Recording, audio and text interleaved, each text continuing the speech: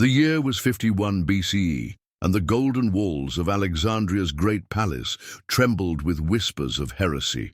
In the sacred chambers where pharaohs had ruled for 3 centuries, 18-year-old Cleopatra VII stood before a mirror of polished bronze, her reflection fractured by the weight of an impossible decision. The crown of Egypt lay before her, but it was not enough. What she contemplated would either elevate her to divine status or destroy the very foundations of Ptolemaic rule. The Ptolemaic dynasty had ruled Egypt for nearly 300 years, yet they remained outsiders in their own kingdom. Descendants of Alexander the Great's general, they spoke Greek in their palaces while their subjects prayed in ancient Egyptian. This cultural divide had always been their weakness, but Cleopatra saw it as her opportunity. Unlike her predecessors, she had done what no Ptolemaic ruler had attempted in generations. She had learned to speak Egyptian. The late afternoon sun cast long shadows across the palace corridors as Cleopatra made her way to the most sacred chamber in all of Egypt, the Temple of Isis within the palace complex. Here, generations of queens had performed the traditional ceremonies that connected them to the goddess of magic, motherhood, and protection. But what Cleopatra planned went far beyond tradition. The Temple of Isis was more than a place of worship. It was the heart of female power in Egypt. Isis represented the ideal of queenship, the divine feminine that legitimized a woman's right to rule. The goddess had been worshipped in Egypt for over 2 millennia, her cult spreading throughout the Mediterranean world. She was the wife of Osiris, the mother of Horus, and the protector of the pharaoh's divine right to rule. Standing before the golden statue of Isis, Cleopatra understood that her Ptolemaic heritage, while giving her the throne, had also isolated her from the very people she needed to rule. The native Egyptians saw her family as foreign occupiers, blessed by the gods perhaps, but not truly Egyptian. Rome's growing influence made this cultural divide even more dangerous. If she could not unite Egypt behind her rule, she would lose everything to Roman ambition. The ritual she contemplated was ancient, forbidden, and dangerous. It involved not just claiming divine favor, but declaring herself the living embodiment of Isis on earth. No Ptolemaic ruler had ever attempted such a complete transformation of identity. It would mean abandoning centuries of Greek tradition and fully embracing Egyptian religious practices that even her own court would consider radical. As the sun set over Alexandria's harbor, casting the great lighthouse in silhouette against the darkening sky, Cleopatra made her decision. The ritual would require months of preparation, absolute secrecy, and the cooperation of Egypt's most powerful priests. But if successful, it would transform her from a foreign queen into a living goddess, uniting Egypt under her divine rule in ways that political alliances never could. The transformation had begun, and with it the fate of Egypt itself hung in the balance. If you're fascinated by how ancient rulers used religion and ritual to legitimize their power, make sure to subscribe to our channel and hit that notification bell. Drop a comment below. What do you think drove Cleopatra to take such an unprecedented risk? And don't forget to like this video if you want to see how this dangerous gamble unfolds. The preparation for Cleopatra's transformation into the living Isis required more than royal decree. It demanded the complete restructuring of court life itself. For 3 months, the queen disappeared from public view, and Alexandria's elite whispered of illness, madness, or political maneuvering. The truth was far more extraordinary and dangerous. Within the hidden chambers beneath the Temple of Isis, Cleopatra underwent a ritual purification that would have been unthinkable for any previous Ptolemaic ruler. The process began with the rejection of all Greek customs. She dismissed her Greek tutors, abandoned the Greek language in her private chambers, and began speaking exclusively in Egyptian. This linguistic transformation was more than symbolic. It was a complete rewiring of her identity. The high priests of Isis, led by the ancient and politically astute Set, became her guides in this dangerous journey. These men held power that rivaled the throne itself. They controlled Egypt's vast temple complexes, managed enormous wealth, and commanded the loyalty of millions of believers. Their cooperation was essential, but it came at a price. Cleopatra would have to prove herself worthy not just of their support, but of their secrets. The ritual preparation involved physical, mental, and spiritual elements that tested the young queen's resolve. She was required to fast for 7-day periods, consuming only sacred bread and water blessed by the priests. Her body was anointed with oils imported from the farthest reaches of the Egyptian empire, myrrh from Punt, frankincense from Nubia, and sacred oils pressed from olives grown in temple groves that had been tended for 1,000 years. But the most challenging aspect was the memorization of the sacred texts. The Book of Coming Forth by Day, the pyramid texts, and the secret rituals of Isis had to be learned perfectly. A single mistake during the final ceremony could be interpreted as divine rejection, destroying not just Cleopatra's claim to divinity, but her right to rule at all. The priests observed every aspect of her transformation with calculating eyes. They understood that supporting Cleopatra's claim to be the living Isis would give them unprecedented influence over the throne. But they also knew that if the ritual failed, or if the people rejected her claim, they would be destroyed alongside her. Meanwhile, beyond the temple walls, Egypt faced growing pressure from Rome. Julius Caesar's campaigns in Gaul had made him the most powerful man in the Roman world, and his eyes were turning toward Egypt's wealth. The grain that fed Rome's masses came from the Nile Delta and Egypt's gold-funded Roman ambitions. Cleopatra's brother, Ptolemy III, supported by powerful court eunuchs, argued for accommodation with Rome. But Cleopatra saw submission as the end of Egyptian independence.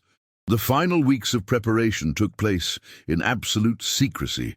Cleopatra's transformation was so complete that even her closest advisors began to question whether they were dealing with the same person. She moved differently, spoke differently, and seemed to radiate an authority that transcended her royal bloodline. The priests whispered that the goddess herself was already beginning to inhabit the queen's body. As the day of the final ritual approached, Alexandria held its breath. The outcome would determine not just who ruled Egypt, but what kind of ruler Egypt would have. A failed ritual would mean civil war, Roman intervention, and the end of Ptolemaic rule. Success would create something unprecedented, a pharaoh who was not just blessed by the gods, but was a god walking among mortals. The sacred chamber was prepared with artifacts that had witnessed the rise and fall of dynasties. Golden amulets, jeweled crowns, and sacred texts older than Rome itself were arranged according to rituals that predated written history. Everything was ready for a transformation that would either save Egypt or destroy it forever.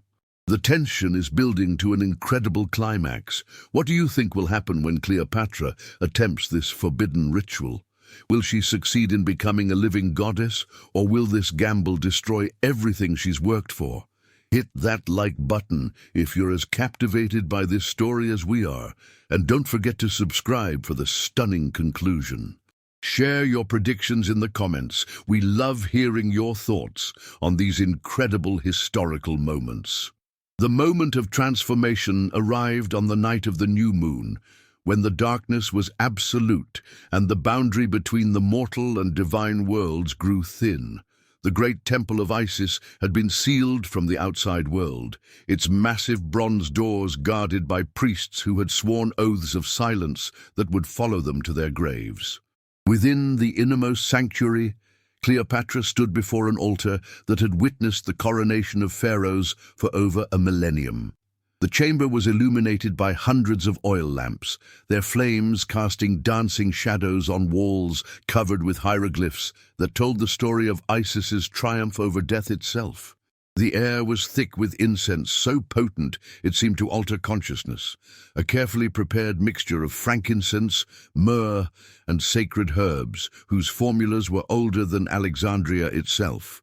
The ritual began at midnight with the high priest Kayamwasit reciting invocations in the ancient Egyptian that had been spoken when the pyramids were young. These were not the familiar prayers of daily worship, but sacred words that had been whispered in the ears of pharaohs for 3,000 years. Each syllable was believed to carry the power to bridge the gap between human and divine, but only if spoken with absolute perfection.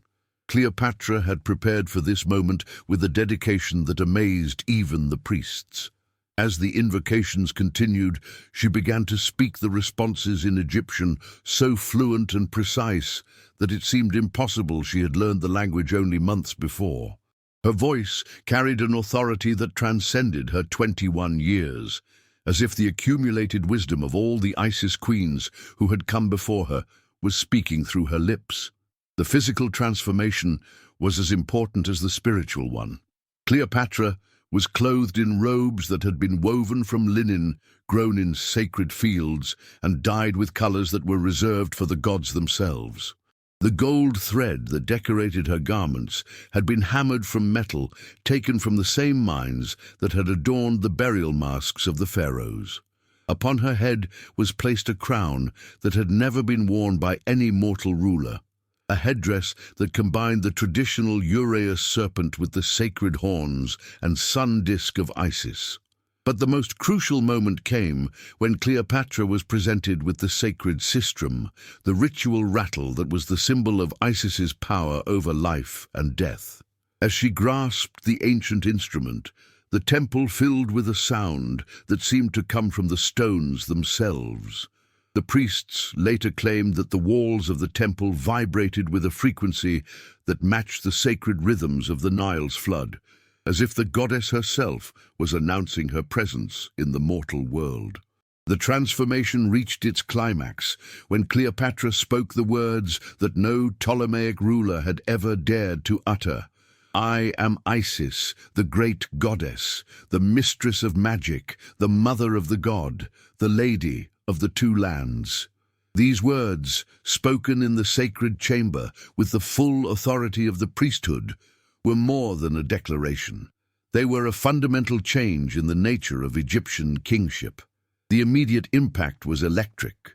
Word of the ritual spread through Alexandria like wildfire, carefully orchestrated by the priests to maximize its effect.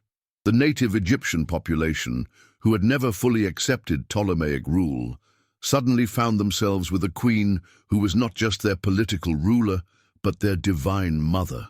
The cultural divide that had weakened Egypt for 3 centuries began to heal in a matter of days. But the transformation came with a price that would reshape the ancient world. By declaring herself the living Isis, Cleopatra had moved beyond the traditional boundaries of Hellenistic kingship. She was no longer just a queen who ruled by divine right. She was a goddess who walked among mortals. This change would influence every decision she made, from her later alliance with Julius Caesar to her final confrontation with Octavian. The priests who had made her transformation possible found themselves wielding unprecedented influence. They had created a pharaoh who was truly Egyptian in spirit, but they had also bound themselves to her fate. If Cleopatra fell, the entire structure of Egyptian religious authority would collapse with her. As dawn broke over Alexandria, the city awoke to find itself ruled by a living goddess. The young woman, who had entered the temple as Cleopatra VII, emerged as something unprecedented in the ancient world, a ruler who combined the political sophistication of the Ptolemies with the divine authority of the pharaohs.